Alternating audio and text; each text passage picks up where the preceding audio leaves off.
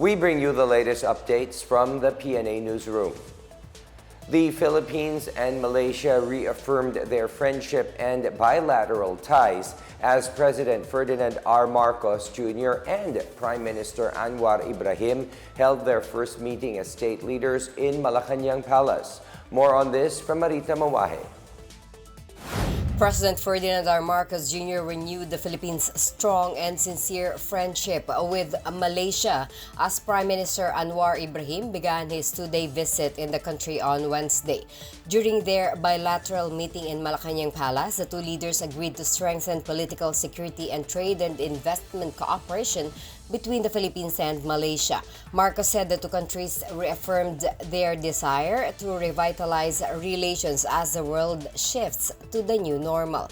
For his part, Anwar said he and Marcos will resume the 8th Joint Commission meeting, the two countries' main bilateral consultative mechanism, which will be hosted by Kuala Lumpur this year.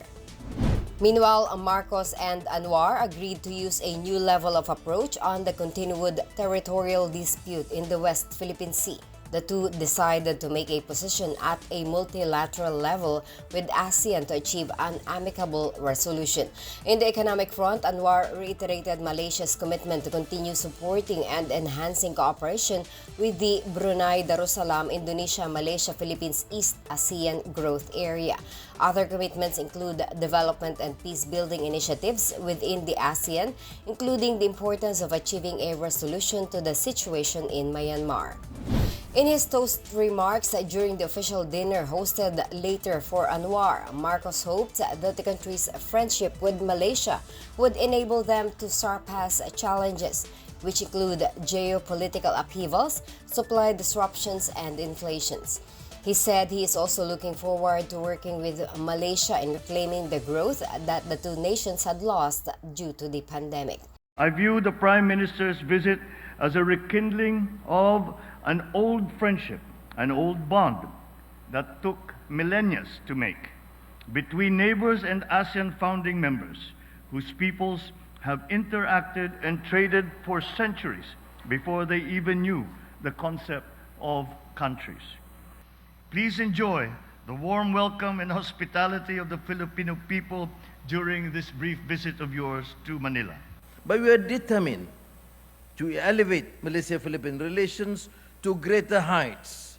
We have had a very fruitful discussion earlier, and I hope that the seeds planted will bear into fruition. Marcos and Anwar first met in 2018. However, this is their first meeting as state leaders.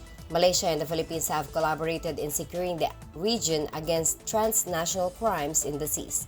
Malaysia also acted as facilitator in the Philippine government's peace process with Muslim separatists in Mindanao. For the Pna Newsroom, I am Marita Mawahe.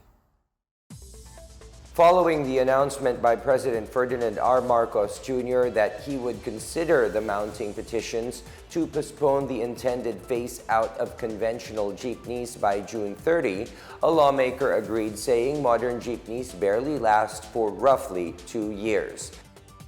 Senator Francis Chis Escudero said that based on his experience as governor in Sorsogon, modern jeepneys have become unusable after 2 years. He said that the only advantage was the removal of spare parts for use in other units from the damaged modern jeepneys. Following the request for a week-long transport strike by a number of transport organizations, the Senate is set to hear the modernization program tomorrow. Escudero said an assessment must also include a welfare check, as modern jeepney units have been criticized for being more expensive than SUVs. President Ferdinand R. Marcos Jr. vowed justice for Matthew Salilig, the 24-year-old chemical engineering student from Adamson University who allegedly died of hazing. In a Facebook post, Marcos gave his assurance as he sympathized with Salilig's family. Marcos also slammed the use of hazing and fraternity initiation rites to instill brotherhood, saying that hazing incites violence. He added that there should be no room for violence in student organizations and schools. Meanwhile, House Speaker Ferdinand Martin Romualdez condemned the gruesome killing of the chemical engineering student. Romualdez offered a 500,000 peso reward for anyone who can provide information that will lead to the arrest of those responsible for the death of Salilig. Salilig had been reported missing since February 18 and was found dead in Imus, Cavite on Tuesday.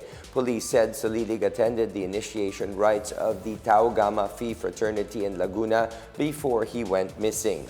Justice Secretary Jesus Crispin Remulla directed the National Bureau of Investigation to conduct a parallel investigation into Salilig's death. Adamson University and the Tau Gamma Phi Imus chapter have meanwhile issued statements condemning the acts which allegedly led to the death of Salilig.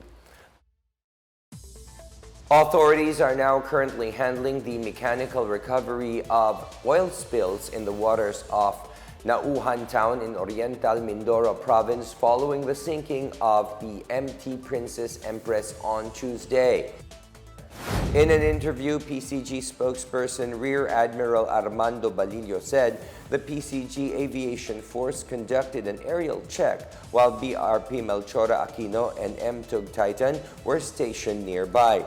The shipping company that owns MT Princess Empress has also started retrieval process and sought assistance in containing the local oil spill.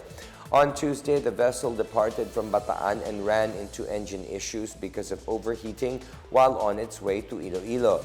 Due to the rough seas, it partially sank as it drifted near Balingawan Point. The ship had completely submerged at roughly 8 a.m. yesterday. The ship is transporting 800,000 liters of industrial oil, which is thicker and more hazardous to the local marine wildlife. The PCG also detected a distinct stench of black viscous oil in the region's water. And that is the latest and the biggest stories from the Pna Newsroom. For more news content, visit our webpage or head on to the Philippine News Agency's Facebook and Twitter accounts. We are also shown on the social media pages of the Presidential Communications Office or PCO. Stay tuned for more news updates. I am William Theo. We tell stories that inspire change. Good day, everyone.